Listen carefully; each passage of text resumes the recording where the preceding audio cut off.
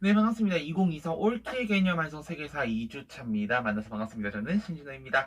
네, 여러분 벌써 우리 지금 2주차까지 달렸어요. 네, 2주차까지 2주 시작인 거지? 네, 오늘 이제 네 번째 시간이고요. 지금 시각은 6시 5분입니다. 10분이네요. 네. 지금 촬영하는 이 시점은요, 12월 셋째 주예요. 네, 그렇습니다. 사실은 내일부터 네, 내일이죠. 내일이면 이제 수시 합격자 발표. 그러니까 여러분들 선배들의 수시 합격자 발표가 진행되는 지금 최종 합격자가 발표되는 날인데, 사실 저는 이제 수능 강사이기 때문에 수시에 대해서 뭐라 얘기할 수 있는 건데 사실은 뒤에 여러분들 수시를 지원할 때쯤 돼서 얘기를 할 수 있을 것 같아요. 그때쯤 되면 내가 수시를 어떻게 넣었었고, 내가 어떤 경험을 하게 되었는지 그런 것들도 하나하나 설명 다 드릴 거니까요. 도서도 좀 풀어드릴 거니까 좀 기다리시고요. 그럼 오늘은 우리 할 거 나가겠습니다. 자, 우선 우리가 오늘 이번 시험도 이제 진나라부터 다시 또 나갈 건데 진나라 나가기 전에 1주차는 복습해야 되고요. 여러분 복대 치고 오셨죠? 네, 복대 치고 와야 됩니다. 그럼 1주차 복습 나가보도록 하겠습니다. 자, 1주차는 우리가 처음에 기초지리 막 이런 거 배우고 일일 출현이라든지 문명이 어떻게 발생하게 되었는지 배웠어. 근데 그 시험에 나온다 안 나온다 안 나온다. 자, 그럼 시험에 나오는 내용은 사실 2강부터의 내용이었습니다. 자, 2강에서 다룬 내용이 뭐였지? 문명사 다뤘다 맞지? 메소포타미아, 이집트, 인도, 중국 문명 다뤘었고요. 자, 메소포타미아 지역 같은 경우 티그리스강과 유프라테스강 사이였다. 그래서 그 지역 우리가 비옥한 초승달치네다라고 얘기했었고요. 자, 그 다음에 얘네는 이제 지형적으로 개방적이었기 때문에 외세 침이 많이 들어왔을 것이고 사회 혼란이 그만큼 증가했을 것이다라는 거야. 그래서 이 사람들이 현세적 다신교, 개똥밭에 굴러도 이승이 좋다라는 현세적 다신교, 즉 이승이 좋다라는 얘기인 거지 맞지? 현세적 다신교를 믿었었고 그거를 보여주는 글이 길가메시 서사시라는 글이었어. 얘네는 글을 쐐기 문자라는 것을 통해서 썼는데 표현을 했다라는 거고, 그 다음에 얘네는 지구라트라고 하는 신전을 건축했다. 즉 신전 건축이 있었다는 얘기는 신정 정치의 상징이 아니었나라고 우리가 볼 수 있다라는 얘기도 했었습니다. 자, 얘네는 자 기억나지? 대음력 60진법. 자, 태음력과 60진법을 이용했다. 그리고 점성술과 기하학이 발달했다라는 거 생각하시면 되겠습니다. 자, 그리고 정치 파트에서는 이들이 원래 수메르인, 아카드인, 아무르인식을 이렇게 수메르인은 맨 처음에 우르라, 나가시아 같은 우리 아가시 아니고 라가시 네, 도시 국가들을 건설했다라는 얘기도 했었고요. 자, 그 다음에 아무르인 같은 경우는 사실 아카드인들 별로 한 게 없었어. 아무르인들 같은 경우에 바빌로니아 왕국을 건설했었단 맞지? 나처럼 이렇게 술술술 나와야 됩니다. 알겠지? 바빌로니아 왕국을 건설했는데 이 바빌로니아 왕국의 대표적인 왕이 한 사람 있었어. 그 사람이 누구야? 함무라비 왕이었어. 함무라비 왕이 만든 법전, 함무라비 법전. 이 법전의 특징은 그렇지 바로 보복주의 또는 복수주의, 응보주의적 성격이 강하다라고 얘기했었고요. 특히 하나 더 메소포타미아 전역을 통치했다라는 것도 하나의 키포인트였다. 하지만 이런 나라였으나 결국은 어떻게 됐는데 그렇지 히타이트인들 당시 철제 무기와 전차를 가지고 있던 히타이트인들에 의해서 멸망했다라는 거. 그렇게 해서 메소포타미아 지역 그렇게 이어졌고요. 자, 그리고 그 다음 지금 이집트 문명 가보겠습니다. 자, 이집트 문명 같은 경우는요, 나일강 유역에 있었어. 그래서 우리 나일강의 기적이라는 얘기 했습니다. 주기적으로 범람한다라는 특징이 있었고요.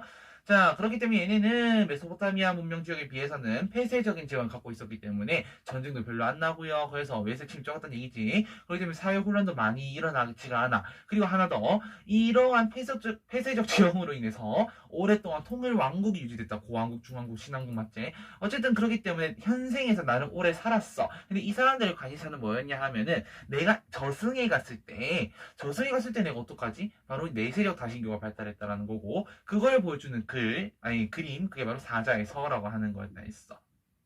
즉 죽은 자, 망자를 인도하는 길을 나타내는 그런 그림이었던 거지. 자, 그 다음에 계속 가보도록 하겠습니다. 얘네 문자는요 상형 문자 썼는데 그거를 파피루스 종이는 아니어서 비스무리한 거였지만 파피루스에 기록했다고 얘기했었고요. 자, 이들은요 내가 태양 그려줬던 기억나죠? 태양력 십진법 사용했다라는 거. 그 다음에 여기는 측량술과 기하학이 발달하는데 바로 왜 이러니? 자, 측량술이 발달할 수밖에 없었던 이유. 잠깐 소리 좀 줄게요. 삐빅 소리 나서. 자, 네, 됐습니다. 측량술이 발달할 수밖에 없었던 이유는 나일강이 주기적으로 범람했기 때문이야. 맞지? 자, 계속 가보도록 할게요. 자, 그리고 나서 그들의 정치, 쌤이 아까 쭉 얘기했고, 람세스 2세 얘기도 했을 것이고요. 쌤이 여기다 이렇게 적어놨거든요. 요쪽에 이렇게 적어놨는데 기억나요? 그렇지. 태양신 라의 아들인 파라오, 얘도 신이었거든요. 이 파라오가 이제 신정정책 통치를 했다라는 거고. 자, 인도 문명은 인도 지역과, 그러니까 인더스 문명과 겐지스 지역으로 나뉘었다. 인더스 문명 초기 세운사는 드라비다인이라고 추정을 하고 있고요. 자, 이들의 가장 큰 특징은 뭐였냐 하면은 하라파와 모헨조다로와 같은 계획 도시를 건설했다. 하라파 모헨조다로 계획 도시를 건설했다라는 것이고, 이들은 뭐 그림 문자, 요즘 상형 문자라고도 얘기합니다. 이 상형 문자를 사용했다라는 거고, 하나 더, 이 사람들은 메소포타미아 지역과 교류를 했는데 그게 바로 그 증거품이 일각수 인장이라고 하는 게 있었습니다. 자, 그 다음에 겐지스 지역으로 가게 되면요, 이들은 1500년경에 어디 펀자브 지방, 인더스 강에서 바로 좀 약간 북쪽이라 했어. 펀자브 지방에 정착을 하게 되었다라는 거야. 자, 펀자브 지방에 정착을 해가지고 이들은 쭉 살다가 기원전 1000년경부터 해가지고 아리아인들이었지 이동을 해왔어. 어디로? 겐지스강 유역으로. 자, 그러면서 내가 드라비다인들과는 다르다는 걸 드러내기 위한 사회 제도를 하나 만들어내게 되는데 그게 카스트 제도, 브라만, 크샤트리아, 바이샤, 수드라 있었고요. 특히 맨 위에 브라만 제사장이었거든요. 이 브라만이 종교를 만듭니다. 그 종교가 브라만교. 거기에 경전이 자연현상을 찬미하는 베다라는 경전이 있었다라는 얘기했고요. 자, 중국 문명 같은 경우 사실은 뭐 황허강 유역인데 다 필요 없고 하상주만 기억해도 돼. 뭐 하도 기억할 필요 없어. 하나라는 뭐 문헌상의 왕조였고요. 상나라 같은 경우는 이제 얘네는 은어 유적이 있었고 거기서 발견된 청동 속과 청동 술전 얘기했었습니다. 자, 그 다음에 이 또 상나라 같은 경우는 갑골문을 사용했는데 이 갑골문이라는 것 자체가 신정정체 증거였다라고 얘기도 했었고요. 그 다음에 이들 태음역을 사용했고 순장제도가 남아있었다라는 얘기 했었습니다. 자, 그 다음에 주나라 같은 경우는요, 이제 상나라 말기 주지 육림과 같은 이런 고사가 있었고, 네, 그 다음 이러한 굉장히 사철 향락을 네, 무너뜨리고 주나라가 훅 올라왔습니다. 수도는 호경이라는 곳이었지. 자, 그래가지고 잘 가는 거 있어. 어떤 체제를 통해서? 봉건제를 통해서. 근데 이 봉건제는 혈연 질서에 기반했고 종법 질서에 입각했다. 적장자 상속 얘기했습니다. 천명사상 덕지주의. 그 다음에 쌤이 얘기했던 게 정전제라고 하는 거야. 좀 대신 나눠진 것 같지? 왜냐 나도 모르겠어. 좀 약간 졸린 것 같아. 정전제와 같은 것까지 생각하시면 될 것 같습니다.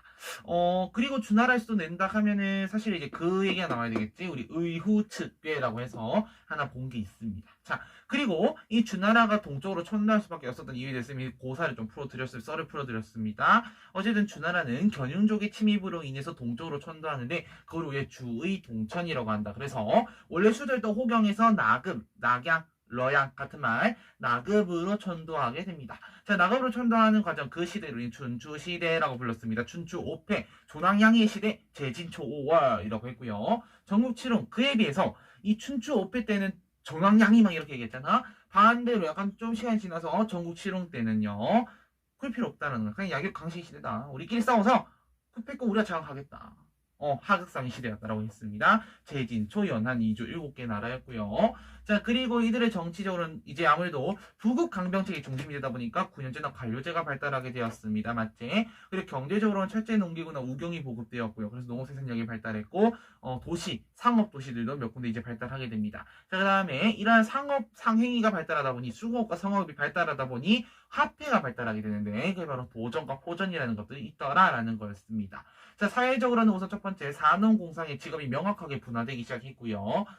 약간 계층 분화 느낌도 좀 있고요. 자, 그 다음에 소농 경영이라고 해서 이제 소농 가족들이 경영 그 농사를 짓는 하나의 체제로서 또 운영이 되기 시작했다는 거. 그 다음에 사계층을 중심, 선비 계층이지 사계층을 중심으로 성장해가지고 신분보다는 능력을 더 많이 보려고 했다는 거였어. 그래서 그 능력을 보려고 했기 때문에 나왔던 게 여러 가지 부강병책 때 제자백가라고 했습니다. 여러 선생님들의 여러 학문들, 여러 가문, 뭐 학문이라고 하죠. 가풍, 학풍 이렇게 얘기하지. 자, 그래서 대표적으로 유가도가 복가 묵가 맞습니다. 유가는 인의예지 중시한다. 가족윤리 강조한다. 공자민도 순자였고요. 도가 같은 경우는 노자와 장자였는데 이들은 뭐야 무의자연 인위적으로 그러지 마라. 자연적으로 스스로 그러한 대로 흘러가라라는 거, 순리대로 가라라는 거였지.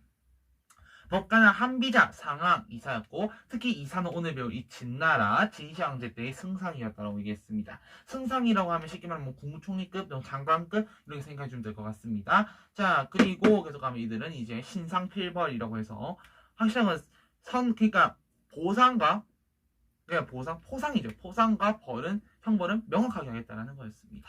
자, 그다음 묵가 같은 경우는요, 겸상애교상이 뭐 겸애교리라고도 했고, 즉 차별 없는 인류애적 보편적인 사랑을 얘기했고, 비공이라고 해서 공격하지 마라, 전쟁하지 마라 그런 내용을 담았었습니다. 내가 지금 말을 얼마나 했다고 벌써 목이 타는지 모르겠어요. 자,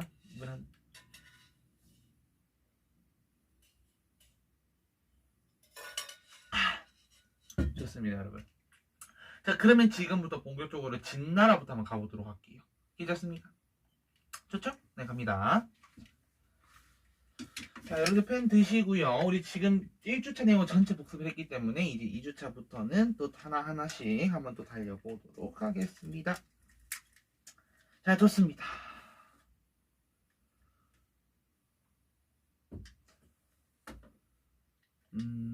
잠깐만. 자, 펜을 준비하고요. 자, 첫 번째 우리 자, 신넘버 7번 진나라입니다. 진나라 한자는요, 뭐 쓸 친구들은 써도 되고 안 써도 되거든요.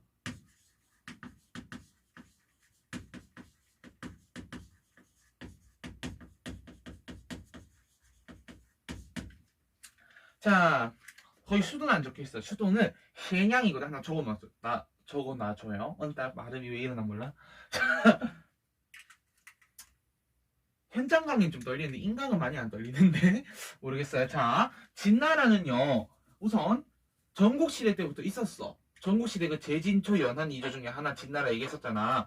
원래 진나라는 거기 있었는데 요 기원전 221년이 무엇을 의미하는 거냐면은, 자, 위에 공간이 있거든 여러분들. 거기다 하나 적어볼게요. 빨간색으로. 이거는 진의 중국 통일연도입니다. 그래서 기원전 221년부터 해서 기원전 206년에 멸망을 해. 그럼 통일하고 최한 15년 정도밖에 갔다. 15년 정도만 유지됐다라는 건데 좀 문제 있는 거죠, 이거는. 그래서 그 안에 어떤 문제가 있었고, 또 이 진시황제는 어떻게 해서 중국을 통일할 수 있었는지 그거에 대해서 한번 보자라는 얘기인 거야. 자, 수도는 셰냥, 그리고 우리 한자로는 함양이라고도 합니다. 그래서 뭐 함양궁 이런 표현 나오면 우리 진나라다라고 생각하시면 되겠습니다. 자, 첫 번째는 우리 진시황제의 정책에 대해서 한번 보도록 할게요.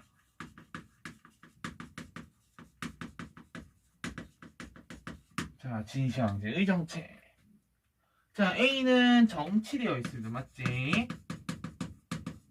자, 첫 번째. 우선 진시황제는요, 주나라가 망한 이유를 잘 생각해보니까 봉건제 때문에 주나라가 망했다고 생각한 거야. 그러면은 새로운 국가는요, 봉건제를 실시해야 됩니까? 그건 아니라는 거지. 새로운 체제가 필요하다는 거야. 세술은 세부대에 담으라는 얘기가 있잖아. 그래서 노란색으로 자, 36군의 9년제를 편성하게 돼요. 자, 즉 9년제라고 하는 것은 무엇이냐 하면은 왕의 명령, 즉 우리가 왕명이라고 하죠. 이 왕명이 중앙뿐만 아니라 저 지방까지 가는 거야. 자, 우리가 지금 예시를 들어볼게요. 자, 만약에 대통령이 하나의 명령을 대통령이 명령을 내린 걸 대통령령이라고 하거든. 뭐 장관들이나 이런 총리가 내린 건 국무총리령이고, 장관들이 내린 걸 부령이라고 하는데, 명령이 명령. 우리나라 법률 체계에서 대통령이 명령 하나 내린다고 생각해볼게요. 대통령령이 내렸습니다. 자, 그럼 이거는 서울에만 국한됩니까? 지금 청와대가 아니지? 대통령실이 있는 곳에만 국한됩니까? 그건 아니라는 거지. 대통령령이 딱 반포되는 순간 전국 동시 적용되는 거죠. 그건 거야. 왕명이 중앙에서 딱 얘기하면은 쫙 지방까지 다 들어가요. 그게 9년제라는 시스템인 거야. 중앙정부에서 모두 다 컨트롤하겠다는 얘기인 겁니다. 더불어 정확한 체계를 위해서라면은 관료제가 있어야 된다라고 해서 거기다 하나 더 있지. 여러분들 밑에 화살표 309경의 관료제 시스템을 마련하게 돼. 309경의 관료제. 자, 근데 우리가 생각해 볼게. 이 9년제나 관료제는 다 어디서 나왔어? 이미 춘추 전국시대 때부터 등장해왔던 거야. 그거를 명확하게 딱 써낸 게 바로 진시황제가 그랬다라는 거예요. 자, 그러면 진시황제 D 갈게. 진시황제가 뭘 그렇게 통일을 많이 했는데 라는 거지 사실은. 자, 그럼 진시황제가 뭘 통일했지 한번 봅시다. 첫 번째, 진시황제는 사실 보이는 것들을 먼저 통일하기 시작해. 왜냐? 전국시대였기 때문에 7개의 나라가 모두 단위가 다르고요, 화폐도 다르고요, 심지어 문자도 달라. 그럼 이런 것들을 모두 통일할 필요가 있단 말이야. 그 첫 번째, 자, 단위를 나타내는 도량형과 그 다음에 화폐, 문자를 모두 통일합니다. 특히 화폐 같은 경우는 뭐 저기 연나라는 명도전이라는 화폐를 쓰고 막 그랬는데, 진나라 같은 경우는 발량전이라는 화폐를 썼거든요. 그래서 그거를 빨간색으로 넣은 화폐 부분에 동그라미를 쳐서 이런 걸 빼서 하나만 적어 놓을게요. 발량전. 자, 한국사에서 한 번 정도는 들어봤을 겁니다. 어쨌든 화폐인 반량전을 또 이 중심으로 통일을 시켰고요. 자, 그 다음에 하나 더. 자, 보이는 것들을 통일하는 것도 중요한데 보이지 않는 것을 통일하는 것도 되게 중요해. 자, 역사에서는 항상 보면 우리가 알겠지만은 자, 한국사만 보더라도 삼국시대 때 특히 신라가 그 전성기에 되게 융성할 수 있었던 이유는 뭐였냐면은 바로 불교라고 하는 종교를 통해서 사상 하나로 모았기 때문이야. 자, 즉 모두 우리가 뒤에 위진남북주 시대를 보면서도 보겠지만은 이 우리 대부분 역사의 대부분의 국가들은 아닌 국가들 있을 수 있어. 대부분의 국가들은 정치를 위해서 종교를 이용하는 경우가 되게 많아요. 왜냐? 그 종교를 통해서 백성들의 사상을 통합할 수가 있는 거거든. 자, 그렇기 때문에 이 사람들도 통합을 하는데 그 통합의 방식이 좀 잘못되기는 했어. 그래서 갑니다. 빨간색으로 갈게요. 분석의 인유. 책을 불사르고 선비들을 구덩이에 묻는다라는 뜻인데, 즉 이거는 뭐냐면은 자, 흰색으로 사상을 통제하겠다라는 거야. 어떻게 통제하겠다는 건데, 자, 그 이전에 우리 그 제자백과 생각해 보면은 뭐 유가도 이거 도가, 법가, 묵가, 뭐 종횡가, 음양가, 명가, 별의별 게 다 있거든요. 그만큼 많다는 얘기인데 이거를 모두 뭘로 하나로 합치냐면은 법가 사상을 통으로 하나를 합친다라는 얘기인 거야. 그래서 거기 여기는 우리 두 개 하사표만 돼 있지만은 여기다가 따로 땡겨서 하나 적어보자면은 뭘로? 엄격 하나의 법가, 그렇지? 법가 노란색으로 적을게요. 법가 사상을 통한 국가 통치를 실현하고자 했다라는 거야.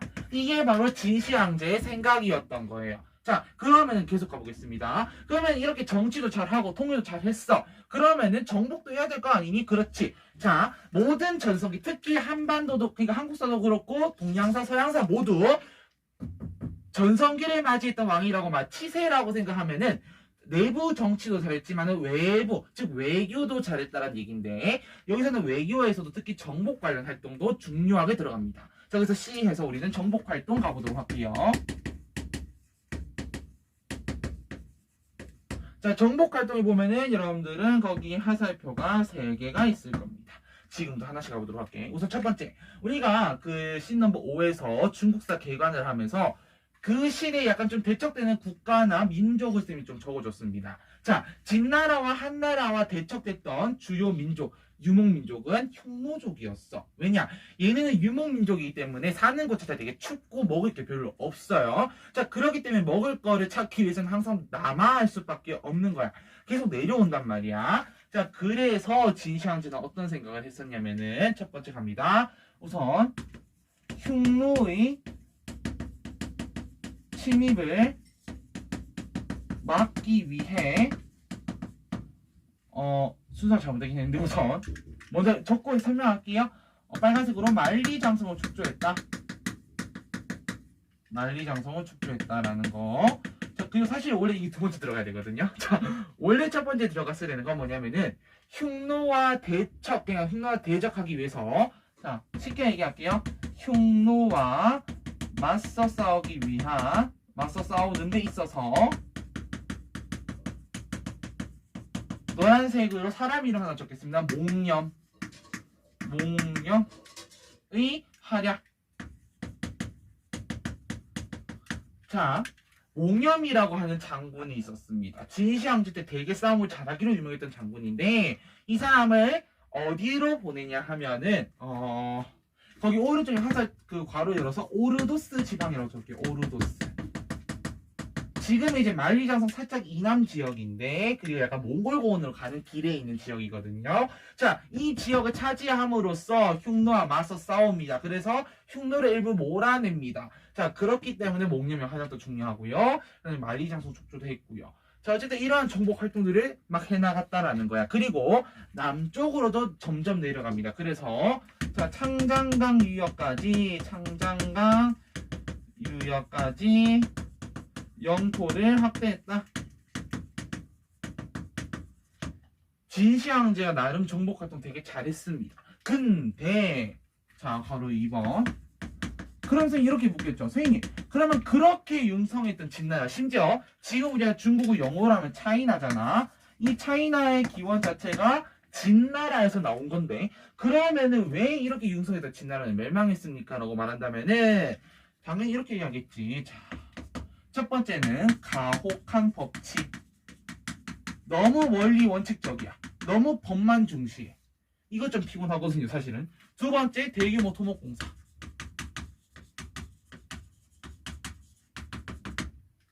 자, 대규모 토목공사라면 아래 잠깐만 적어볼게. 만리장성이나 아방궁이나 진시황릉과 같은. 이 진시황제는 자기가 죽기 전부터 황릉을 지으라고 얘기를 하거든요. 어쨌든. 그러니까 이런 대규모 토목공사의 가혹한 법칙까지 겹쳐버린 거야. 이게 두 개가 시너지가 돼버려서 진시황제 사후에 어떤 난이 일어나게 되냐면은 빨간색으로 진승오광의 난이라는 난이 일어나게 돼요. 난 발생. 이게 기원전 209년에 발생하게 되는데, 자, 사건의 요지는 다음과 같습니다. 자, 진승과 오광이라는 사람이 추력을 나간다. 뭐 교도소도 아니고 어쨌든 역을 다하러 가야 되는 시간이 되었습니다.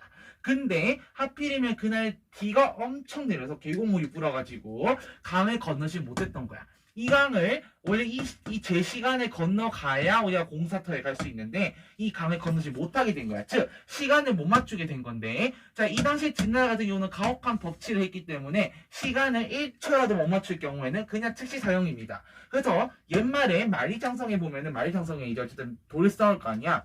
그 돌에 뭐 사람의 손바닥이 들어있을 수도 있다. 뭐 이런 얘기도 있고 그랬었어. 어쨌든. 그래가지고 어차피 이럴 거예요. 어차피 여기 가서 죽으나 난을 일으켜주나 어차피 죽는 거는 매한가지다 라고 생각을 했었나 봐요. 이 사람들은. 그래서 결국 이 사람들은 농민 반란을 일으키게 됩니다. 그게 진승오광의 난이라는 거야. 그래서 농민 반란인 거지. 그래서 결국 진나라는 멸망하게 됩니다. 이게 기원전 206년인 거야. 자, 그럼 이렇게 진나라가 멸망한 상황입니다. 진나라가 멸망한 상황에서 저기 잠깐 짜져 있던, 자, 나름 전국시대 때 힘을 좀 갖고 있었으나 진나라가 통일하면서 잠깐 짜져 있던 나라 한 나라가 있었으니 그 나라가 어떤 나라냐 하면은 초나라입니다. 자, 쌤이 개관하면서 잠깐 설명했었는데 이 초나라에 진짜 불패의 장군이 한 명 있었는데 누구? 항우라고 하는 사람이 있었죠. 그리고 한나라에는 그렇지 유방이라고 하는 장군이 있었다는 거야. 그래서 그 유명한 항우와 유방의 싸움이 지금부터 시작되게 되는 거야. 언제까지 가냐면은 약 한 4년 정도 가게 되는데 결정적으로 초나라가 사실은 집니다. 그 잘 나가는 초나라가 마지막에 기사가 꺾였던 이유는 우리가 잘 아는 사면초가의 고사가 있겠죠. 사면, 그러니까 사면에서 초나라의 노래가 들렸다라는 거야. 근데 왜 초나라의 노래가 왜 들려? 어디서 싸웠기 때문에 한나라 영토에서 싸웠어. 머나먼, 그러니까 당시 한나라 지역이랑은 좀 그렇죠. 어쨌든 머나먼 타국에서 싸우는데 고향 노래가 들려. 그 이름이 복받치지. 그래가지고 결국 초나라 병사들이 참지 못하고 뭐 달아났다라는 그런 고사가 있습니다. 자, 그러면은 이러한 상황 속에서 어쨌든 진나라가 무너지고 중국이 분열되었는데 그 분열된 중국을 다시 하나로 합친 사람이 누구라고요? 한고조 유방이었다라는 거야. 그럼 지금부터 한나라에 대해 정의를 해보도록 하겠습니다. 자, 지울게요. 자, 씬 넘버 8로 갑니다. 자, 씬 넘버 8 해서 자, 한나라 가겠습니다. 자, 한나라는 우리가 이 한자가 한자 할 때 그 한나라입니다. 자, 그리고 이 한나라는 기원전 202년부터 해서 AD, 자, 기원 후 220년까지 가고요. 수도는 원래는 장안이었어. 근데 러양으로 옮겨지게 돼. 그 이유를 지금 설명하도록 하겠습니다. 자, 다른 곳과 다르게 한나라 밑에 표가 하나 들어가 있을 겁니다. 박스 하나가 전한과 신, 후한으로 나뉘어져 있는데 그거를 지금부터 간략하게 설명을 할게. 자, 원래 한고조 유방이 세운 한을 우리는 그냥 한이라고 불렀어. 근데 한나라의 가장 안 좋은 점은 뭐였냐면은 호족들도 호족들이지만은 특히 외척과 중국사는 모두 그래요. 대부분 외척과 환관들의 난으로 인해서 나라가 한번 전국이 뒤집어지게 됩니다. 그러면서 특히 외척이었던 왕망이 어떻게 하게 되냐면은 이 한나라에 들어가서 안 된다. 자기 스스로의 나라를 하나 만드는데 그게 바로 신이라고 하는 나라에 새로운 신자를 써서 뉴 하는 거 말 그대로 신나라를 만들어요. 그래가지고 뭐 토지 국유화도 하고 노비매매 금지도 하게 됩니다. 근데 이게 얼마 안 가는 이유는 자, 여기서 잠깐 퀴즈. 자, 이거 앞으로 중국 싸움에서 좀 알아야 되는데, 호족과 귀족의 차이점이 있습니다. 그걸 잠깐만 설명할게요. 자, 호족이라고 하는 것에, 자, 호족은요, 근거지가 지방입니다. 쉽게 말하면 지방 유지들을 우리가 호족이라고 그러고요. 귀족 같은 경우는 이들의 근거지는 중앙입니다. 그래서 호족과 귀족의 차이점 알아야 돼. 어쨌든 이 왕망의 신나라 같은 경우는 그 이제 지방의 호족들이 대거 반발하고 일어서요. 그래가지고 결국은 무너지고 당시 이제 그 호족들의 힘을 받아가지고 광무제였던 유수라는 사람이 나라를 세우게 되는 게 그 나라를 우리가 이제 후한이다라고 부르는 겁니다. 어쨌든 나는 이제 그 모두를 통칭해서 이제 한나라다라고 얘기를 합니다. 자, 그럼 어쨌든 우리 한번 가보도록 할게요. 바로 1번 한고조부터 나옵니다. 맞지? 한고조 유방까지 나오지? 자, 한고조는 어쨌든 중국을 재통을 시켰습니다. 맞지? 그래서 한번 적어볼게. 첫 번째, 중국을 재통을 시켰어. 그리고 생각을 해보니까, 자, 봐봐. 주나라가 멸망한 이유는 봉건제 때문에 멸망을 했어. 자, 진나라가 멸망한 이유는 뭔지 모르죠. 어쨌든 진시황제가 9년제라는 걸 했어. 근데 이 한고조가 생각하기에는 봐봐. 어쨌든 중국을 재통일을 하는 과정에서 영토가 조금 넓어졌고, 그 다음에 사람들은 여전히 약간 진나라 생각을 하는 사람들도 있는 것 같기는 해. 자, 그래서 어떤 생각을 하게 되냐면은 이 한고조의 생각은 빨간색으로 군국제를 실시하자고 생각해요. 지금 군국제가 뭔데요? 그렇지. 군국제라고 하는 것은 중앙은 왕이 통치, 왕이 직하할지, 즉 중앙은 왕이 통치를 하고 지방을 여러 군데로 떼어주는 거야. 지방을 군데 잘라서 여긴 너 해라, 여긴 너 해라. 그래서 지방은 약간 봉건제 스타일, 중앙은 군현제 스타일 이렇게 가는 겁니다. 이게 바로 군국제라는 제도였던 거야. 자, 근데 사실 이 군국제 좀 약간 위험하죠. 이것도. 왜냐? 어쨌든 중앙 집권화를 하기에는 좀 어쨌든 힘든 거잖아, 맞지? 자, 그리고 하나 더 갑니다. 그리고 한 고조는 계속 거슬리는 게 저 위에 흉노란 애들인 거야. 우리가 그 뒷장 넘겨보면은 만점 노트 그 10번 우리 그 뭐냐 장면 10에서 흉노에 대해서 정리를 할 건데, 자, 이 당시는 흉노 전성기였어. 전성기. 자, 흉노 전성기 이끌었던 사람을 우리 묵특선우라고 하거든요. 선우가 이름이 아니야. 어쨌든 묵특선우라고 하는 사람이 전성기 이끌었어. 근데 어쨌든 이때도 그 사람이 집권하고 있던 시기였단 말이야. 자, 되게 세단 말이야, 흉노가. 근데 한고조 입장에서는 저 흉노가 가면 좀 계속 내려와서 뭐 줘. 야, 나 이거 줘. 이렇게 될 것 같은 거야. 그래서 한고조는 어떻게 하게 되냐면은, 자, 흉노를 몰아내고자 합니다. 알겠지? 그래서 한번 적어볼게. 흉노를 몰아내고자 하였으나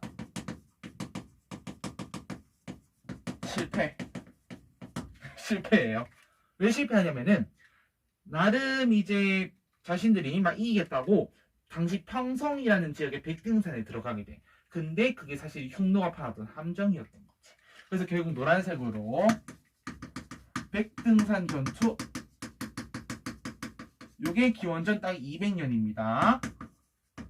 잠깐만, 200년 패배합니다. 패배. 자, 백등산 전투를 패배함으로 인해서 이걸 이제 다르면 평성의 치욕이다라고 얘기도 하거든요. 그러면서 흉노의 도곡물자와 세패를 바치게 됩니다. 자, 이때도 관련 설을 하나 얘기해보자면은, 이때 되게 이쁜 궁녀가 있었대요. 이름이 왕소군이라고 하는 어쨌든 여인이 있었는데, 되게 이뻤대. 근데 한 고조는 아무것도 모르고 그냥 여인 하나 보내라 하니까, 그냥 하면 보내자 싶었나 봐요. 그래서 딱 찍어서 쟤 보내라고 했는데 하필이면 제일 이뻤던 왕소군이었던 거야. 그래가지고 한고조가 왕소군이 떠나는 길을 딱 지켜보면서 되게 아쉬워했다는 얘기도 있고요. 자, 그리고 어쨌든 한고조가 이러한 좀 약간 정치조차감 좀 뭐라 해야 되지? 좀 물러터졌다? 네, 쉽죠. 다시 한고조의 와이프였던 여치, 나중에 이 사람이 여태오지? 되게 악녀죠. 뭐 거의 나중에는 이제 뭐 남편을 자기 허수아비 취급하듯이 했다라는 뭐 썰도 있습니다. 그거는 우리 세계사에 나오진 않으니까. 자, 넘어갑니다. 어쨌든 한 고조에 사실 뭐 나름의 개혁을 했다라고는 볼 수 있겠지만은 그렇게 안으로나 밖으로나 그러니까 대내적으로나 대외적으로나 그렇게 좋은 정책을 펼쳤다라고 보기 좀 힘들어요. 그런 상황에서 한나라가 어느 정도 기틀을 잡아가고 있던 가운데 7대 황제였던 한무제가 등장합니다. 산무제는 되게 한 게 많아요. 우선 되게 물러터진 선배 황제보다는 좀 되게 똑똑했습니다. 한무제는. 자, 그래서 첫 번째 중앙 집권 정책부터 갈게요. 자, 한무제는 우선 기본적으로 고조가 실시했던 군국제 이건 아니라는 거야. 얘 또 계속했다가는 우리가 주나라 꼴이 날 수 있다라고 생각을 했던 거야. 맞지? 그래서 어떻게 하냐 하면은 이 사람은 군현제를 실시하게 됩니다. 자, 이 필기 노트가 있거든요. 혹시 필기 안 맞으면 안 되잖아. 맞지? 자, 그래서 군현제를 실시하게 됩니다.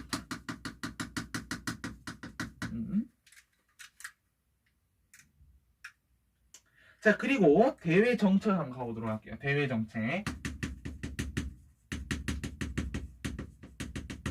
자, 이 사람 되게 머리를 잘 써. 첫 번째. 지금 칸이 한 3줄 정도 쓸 수 있을 것 같거든요. 3줄 나눴을게, 나는. 3줄 정도 나오겠죠? 흉노, 고조선, 남비에 쓸 건데, 흉노의 내용이 좀 있습니다. 우선 첫 번째, 흉노를요, 고비 사막 이북으로 쫓아냅니다. 여기 누가 여기 활약하게 되냐면은, 노란색으로. 위청, 곽거병이라는 장수들이 활약을 해서 흉노를 고비사막 이북을 몰아내. 참고로 한 무제 때가 되면은 이때는 이제 약간 흉노가 좀 지는 해 같은 그런 느낌이었어. 자, 그리고 하나 더. 흉노를 어쨌든 완전히 몰아내기 위해서 자, 빨간색으로 장건을 대월지에 파견합니다. 요게 기원전 139년에서 126년까지예요. 근데 맨 처음에 그래서 사실은 월지에 파견한 이유가 있어. 흉노가 맨 처음에 성장할 때 기원전 3세기경에 동호와 월지를 정복하면서 출발하게 되거든. 그 월지가 이 대월지인 거야. 그래서 월지는 기존에 살던 터에서 약간 카자흐스탄 쪽으로 중앙아시아 쪽으로 약간 쫓겨나게 돼요. 근데 이게 한나라 입장에서 봤을 때는 어쨌든 월지가 쫓겨났으니까 월지가 좀 약간 앙심을 갖고 있지 않을까라고 생각을 했던 거야. 근데 그게 아니었던 거지. 왜냐? 자, 장건이 어쨌든 시간이 걸려서 월지에 가려고 했는데 흉노에 붙잡혀서 10년 동안 거기서 애를 낳고 살고요. 다시 또 탈출해서 월지에 갔어. 대월지에 딱 갔어. 야, 우리 한나라인데 자, 너네랑 동맹을 맺어서 흉노를 몰아내고 싶어 라고 얘기했어. 그랬더니 월지가 뭐라 했냐면은, 야, 우리 그때는 몰랐는데 우리 지금 여기 사는데 되게 편해. 좋아. 하고 싶으면 너네 혼자 해 라고 해서 그 답변을 듣고 장건이 다시 돌아옵니다. 돌아오는 게 또 흉노한테 잡혀요. 또 탈출해요. 그래서 한무제한테 가서 얘기를 해. 한무제 입장에서 좀 어이가 없지. 응? 결국 못한 거잖아. 맞지? 근데 이 장건을 대월지에 파견함으로써 되게 큰 거를 얻게 돼요. 그게 바로 뭐냐 하면은 바로 사막길이 개척된다라는 거야. 다른 말로 우리는 이걸 비단길, 실크로드라고 하기도 합니다. 그래서 어쨌든 장건의 대월지에 파견함으로써 사막길을 개척하기도 했다라는 거고요. 자, 고조선 같은 경우는 얘네를 멸망시킵니다.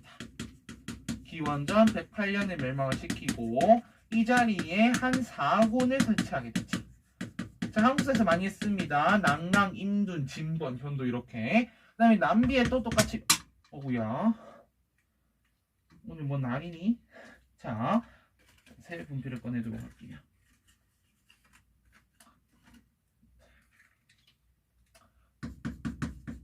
남비에 또 멸망시킵니다. 기원전 111년이고 그래서 한나라가 여기에는 9개의 군현을 설치하게 됩니다. 어쨌든 나름 대외 정책도 괜찮아. 그리고 어쨌든 이런 식으로 전쟁을 많이 하다 보니까 돈이 많이 들어요. 그래서 세 번째 경제 정책 갑니다. 그래서 전쟁이 많았기 때문에 재정이 약화될 수밖에 없었다라는 문제점을 갖고 있었어. 그럼 이러한 문제점을 해결해야 될 거 아니야. 그래서 해결책, 자, 솔루션 갑니다. 해결책으로 첫 번째, 물가를 좀 맞추자라는 거야.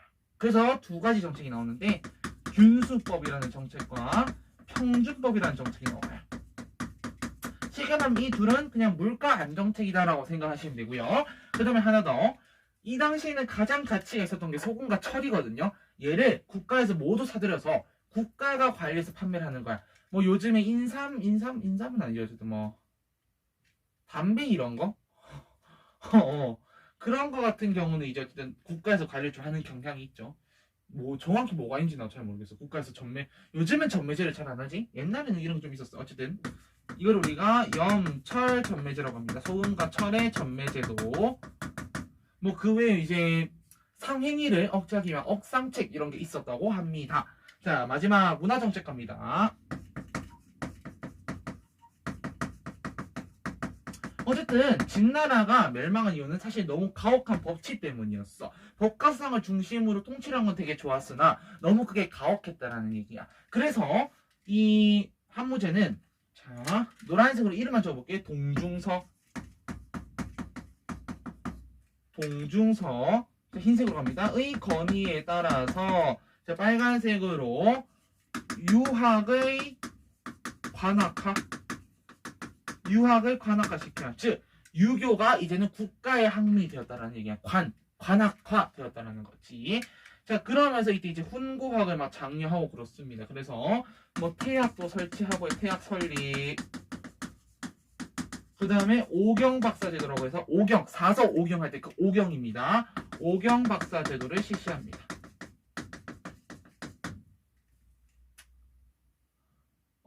그리고 이 사실은 원래 뒤에 우리 한나라의 문학파트에서 정리할 내용인데요. 훈고학이라고 하는 게 발달하게 되기 때부터 훈고학이라고 하는 게 무엇이냐 하면은 자 분석인류로 인해서 유교 경전이 남아있는 게 없는 거야. 그래서 그나마 남아있는 경전들을 갖다가 우리 어떻게 하냐 좀 분석을 하고 뜯어보고 해석을 하고 주석을 다는 그런 학문을 훈구학이라고 하고요. 그 훈구학의 경향이 사실은 이제 당나라 때까지 좀 이어지게 합니다. 왜냐하면은 위진남북조 시대가 되면 그 유학의 힘이 확 떨어지게 되거든. 그거는 또 거기 가서 설명을 하도록 할게요.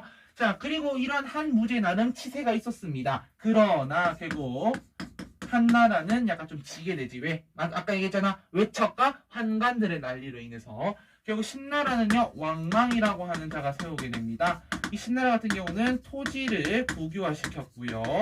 노비 매매를 금지시킵니다. 즉 약간 오늘날로 따지면 약간 사회주의 경제 시스템과 비슷한 느낌이지. 자 그러나 이런 게 있었으나 호족들의 반발이 굉장히 심했다라는 거지. 그래서 결국은 신나라는 금방 17년 정도 만에 멸망하게 되고요. 후한이라는 나라가 들어서게 됩니다. 바로 후한 강무제라고 하는 사람이 유수라는 사람이거든요.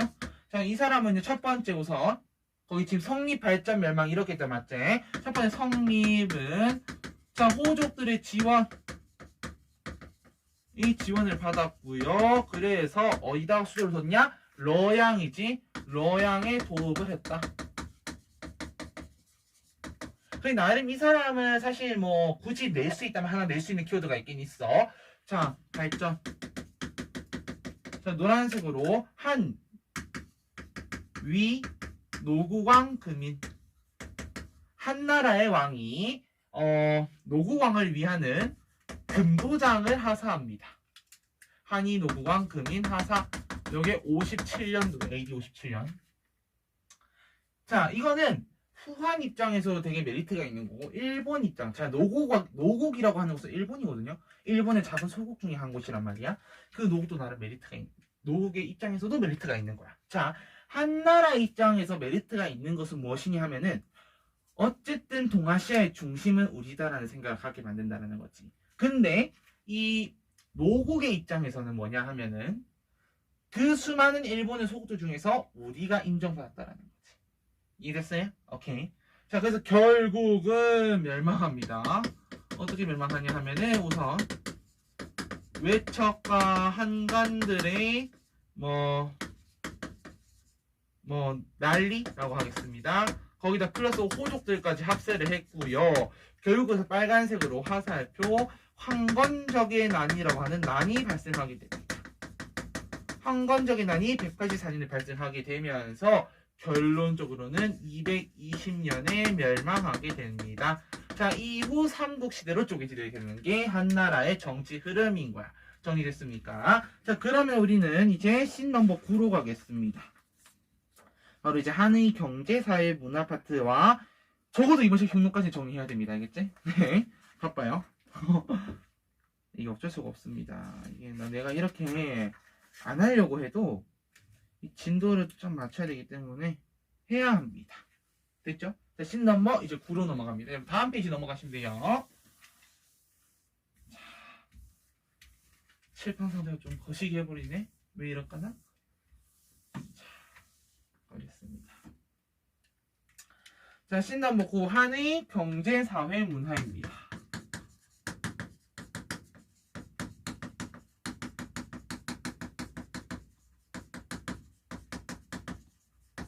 자, 첫 번째 경제부터 한번 가볼게요. 바로 1번 경제. 한 나라의 경제.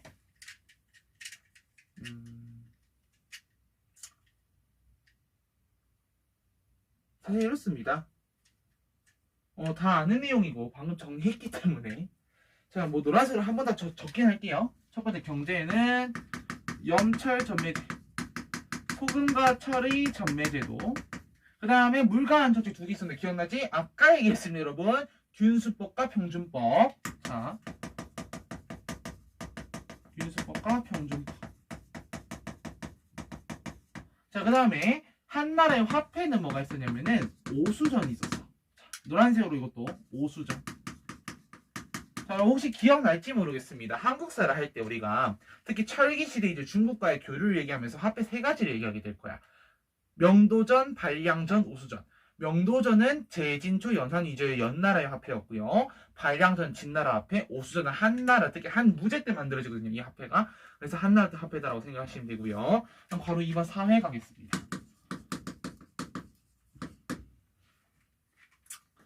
우선 한나라의 중심 사회 세력은 앞으로 나라마다 중심 사회 세력들이 분명히 있을 거야. 한나라의 중심 세력은 호족입니다. 그래서 호족 세력. 그래서 이들은 이 당시에 어떤 제도를 만드냐면 빨간색으로 향거리선제라고 하는 제도를 만든다. 향거리선제.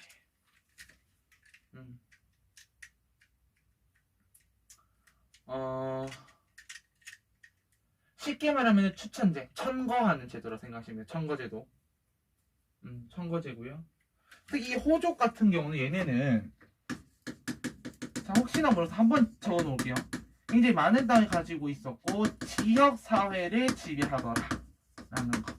이제 간단히 적겠습니다. 자, 다음 괄호 3번 문화 갑니다.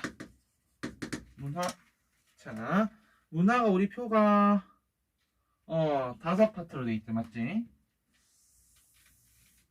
잘 안 되네 이게. 잘 안 나와서 그냥 적으면서 할게요. 자, 첫 번째는 유학입니다. 유학. 자, 유학에 여기가 별표 하나 돼 있고 여기 괄호돼 있잖아, 맞지? 자, 거기다 한번 적어볼게요. 훈고학입니다. 훈고학.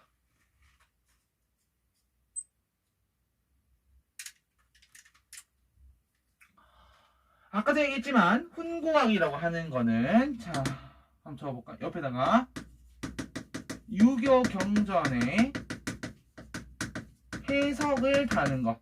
해석 달기.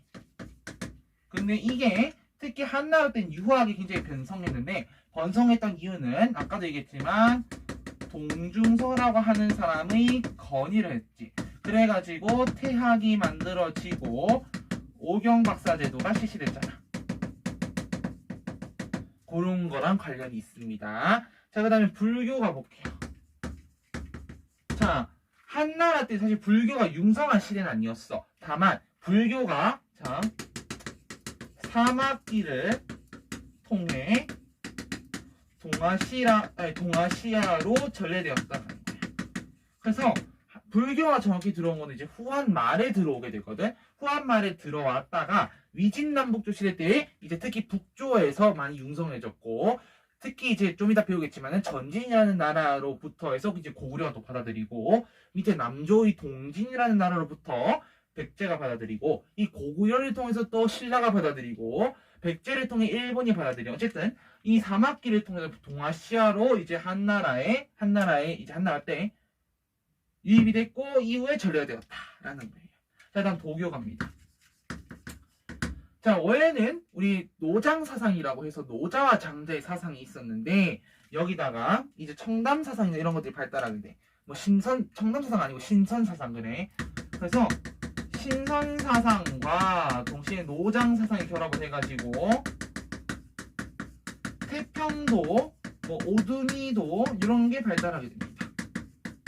오두미교라고 하기도 하거든요. 근데 우리는 뭐 도라고 하죠. 우리 교육과정에서는. 그럼 이 오두미도가 뭐냐면 되게 재밌다 이거. 자, 뭐냐면은 자, 너 악하게 살았니? 착해지고 싶어? 그러면 너는 쌀 5성만 내면 돼. 그러면 너는 착해질 수 있어 라는 거야. 그리고 착해지기 위한 책 같은 것도 막 써요. 그런 게 오두미도라는 곳입니다. 알겠지? 자, 그 다음에 한나라의 역사서 가겠습니다.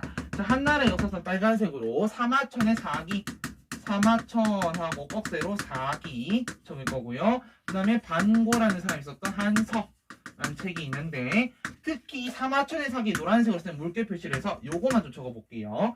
자, 사마천의 사기 같은 경우는 기전체 형식이라고 해서 중국의 역사 서술 방식의 대표적 방식 중에 하나 기전체 방식이거든. 자, 기전체 방식이 뭐냐면은 자, 본기, 세가, 열전, 지, 표 등의 순서로 이루어진 게 바로 기전체 방식이라는 거야. 자, 역사 소설 방식에는 기전체, 편년체, 뭐 강목체, 기사본말체 이런 방식들이 있어요. 자, 통감체를 미쳤나보다 내가. 강목체 같은 경우는 나중에 뒤에 한참 뒤에 송나라쯤 돼서 주로 쓰이게 될 거고, 편년체 같은 경우는 얼마 지나지 않아 송나라 가문을 또 볼 수 있을 겁니다. 알겠지? 자, 마지막 제지술 갑니다. 제지술 말 그대로 종이를 만드는 기술인데 대표적인 사람으로 채륜이라고 하는 사람이 있습니다. 이번에도 나왔었지. 채윤이라고 쓰기도 하고요. 채륜의 제지술인데 이 제지술 같은 경우에는 하살표해서 이후 당나라 때 당대에 아바스 왕조로 전파된다 라는 것까지 추가해 놓고요. 자, 오른 맨 아래쪽에 보면은 CF에서 유학의 발달 단계가 있습니다. 맞지? 자, 그럼 유학의 발달 단계를 빠르게 한번 정리해 보도록 하겠습니다. 자, 5칸이 있기 때문에 5칸에 하나 쫓고 설명을 간단하게 할 거야. 자, 첫 번째 원시 유학입니다. 자, 다른 말로 선진 유학이라고 하기도 하고요. 자, 이거는 뭐냐 하면은 제자백과 사상에서 나온 유가 사상을 얘기하는 거야. 자, 그 다음에 원시 유학 다음에 등장한 게 훈고학입니다. 아까도 얘기했지만 훈고학이라고 하는 것은 유효경전의 해석과 주석을 다는 거라고 했고요. 하나도 너 주석도 단다. 자, 그 다음에 등장하는 게 송나라대 남송시대 때 성리학이라고 하는 학문이 등장하게 됩니다. 성리학. 그 다음에 명나라 때가 되면은 왕수인이라는 자가 만드는 양명학이 등장하고, 이후 청나라 때가 되면은 사실고증의 팩트, 사실고증을 중요시하는 고증학이 등장하게 돼. 그리고 그 시대 청나라 말기가 되면 공량학이 등장하고, 공량학은 되게 현실개혁적, 되게 현실개혁적인 성향이 드러나기 때문에 이후에 변법자강 운동에도 영향을 주게 된다는 겁니다. 자, 그 다음에 유학의 발달을 간단히 정리했고, 자, 신 넘버 10 흉노로 가겠습니다. 흉노. 자, 바로 1번. 자, 흉노라는 민족의 본격. 자, 원래는 부족이었어. 부족인데 얘네가 하나의 국가로 성장하게 되거든. 물론 연맹체적 국가긴 하지만 그 나름의 뭐라 해야 될까? 이펙트는 굉장히 강했던 나라야. 자, 첫 번째 기원전 3세기 동호와 월지를 정복하고요. 그래서 어떻게 하냐면은 우리 바로 그렇게 돼 있구나. 그래서 가볍게 화살표 해가지고 뭐라 적을 거냐면은 동호와 월지를 정복함으로 인해서 만리장성 이북의 초원지대를 통합합니다. 초원지대를 통합. 자, 그럼 선생님 흉노라는 나라는 어떻게 발전하게 됩니까? 바로 2번 발전. 누구 때 얘기했습니다. 노란색으로 묵특선우 때 전성기를 맡겨낸 묵특선우 때 전성기. 자, 그러면요 선생님 흉노라고 하는 국가는요 어쨌든 연맹체적 국가라고 말씀을 하셨잖아요. 그럼 연맹체적 국가면은 이들은 도대체 어떤 시스템으로 나라를 통치를 하게 됩니까? 라고 물을 수가 있어. 그래서 한번 통치 가보겠습니다. 자, 거기 칸을 약간 벌려놨기 때문에 거기다 그리면 됩니다. 지금부터. 자, 우리는 기본적으로 왕비 이렇게 부르지. 자, 근데 흉노 같은 경우는 왕을 우리가 왕이라 부르지 않습니다. 뭐라 부르냐면은 선우라고 부르고 왕비를 우리는 연지라고 이렇게 불러. 선우와 연지. 그래서 사실 우리가 책을 보면 알게 되겠지만은 흉노에는 묵툭선우뿐만 아니라 호한야선우라고 하는 사람도 있습니다. 어쨌든 약간 묵툭선우가 전성기였다면 호한야선우는 약간 중흥기를 이끌었다라고 생각하면 돼. 선우 연지가 있고요. 자, 선우 아래에는 사실 내 굉장히 간단하게 그린 거야. 좌현왕과 우현왕이 있다라고 얘기를 하는데요. 실제로 이제 아틀라스 중국사를 보게 되면 어떻게 나오냐면은 선우 아래 좌방과 우방이 있고 다른 이제 하나의 제3으로 일축왕이라고 하는 관직이 있습니다. 자, 그리고 그 좌방 아래에 좌현왕과 좌롱리왕, 우방 아래 우롱리왕과 우현왕이 있다라고 기록은 되어 있으나 수능 수준에서 나오는 거는 동아시아든 세계사든 모두 좌현왕, 우현왕만 알고 있으면 돼. 자, 근데 4번 얘네는 왜 쇠퇴하게 되었습니까? 우선 첫 번째 이거죠. 한 무제가 고비 사막 이북으로 쫓아내. 이랬기 때문에 당연히 쇠퇴할 수밖에 없는 거야. 자, 그러면 포인트. 선생님, 그러면요, 우리 그 중국사 개관할 때 보니까 그 5호 16국 할 때 5호 중에 흉노가 들어가더라고요. 그러면 그 흉노는 어쩌다가 들어가게 된 겁니까? 라고 묻는다 하면은, 자, 흉노는 이렇게 쇠퇴해. 그리고 흉노는 연맹체적 국가이기 때문에 연맹의 힘이 약해지는 건 사실이야. 그러나 그들이 흉노족이 아닌 건 아니지.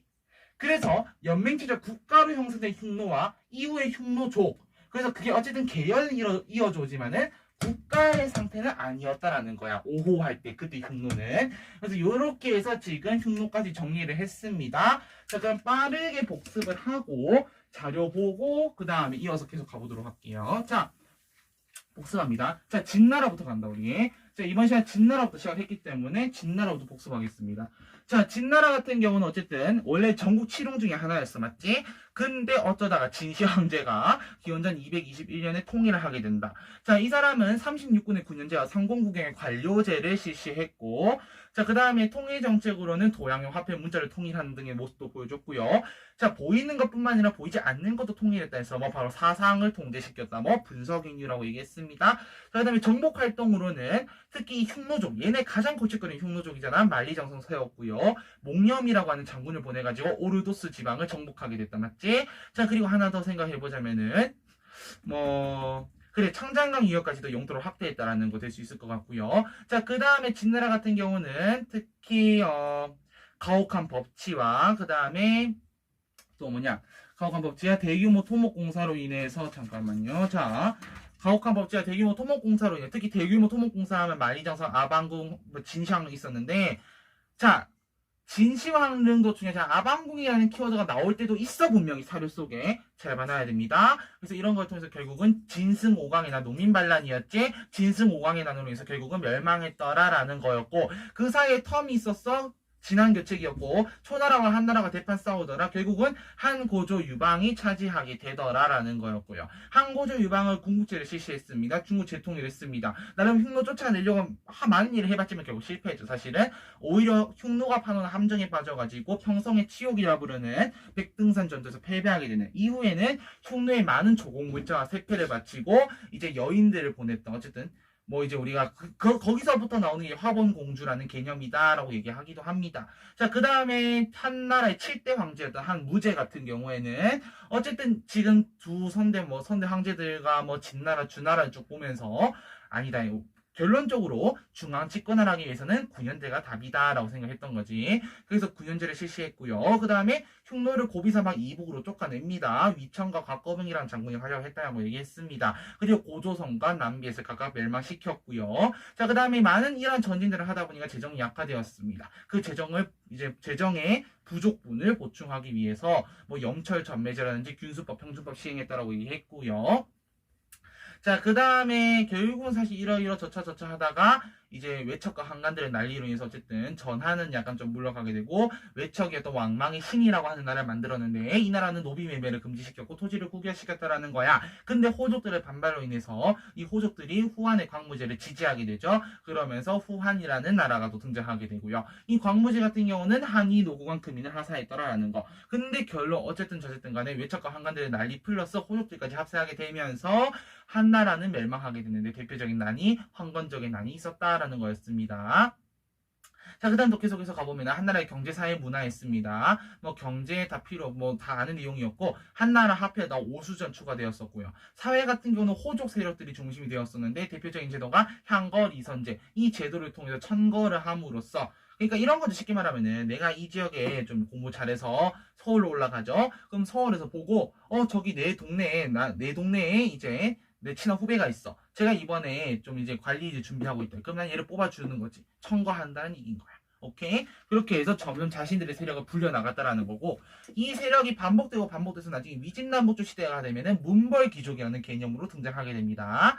자, 그 다음에 또 생각해보면은 우리 문화, 뭐, 훈구왕 얘기했고요. 불교 같은 경우 이때 막 유입되었다. 도교 같은 경우는 뭐 태평도 오두미도 정도만 생각하면 될 것 같고, 역사서는 사마천의 사기와 반고의 한서, 제지술은 이제 체륜의 제지술 생각하면 되겠습니다. 자, 흉노 같은 경우도 묵툭선우, 뭐 좌현왕, 우현왕 요 정도 생각하면 될 것 같습니다.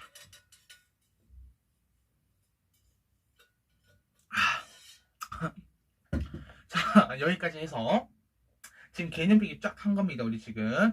자, 작년 10까지 했고요. 자, 10분 쉬었다가 우리는 이어서 이제 자료 보면서 쫙 정리하고 이제 위신남북조 수강 이렇게 나가보도록 하겠습니다. 네, 그러면 우리는 다음 시간에 뵙도록 하겠습니다. 그럼 여러분 수고 많으셨습니다.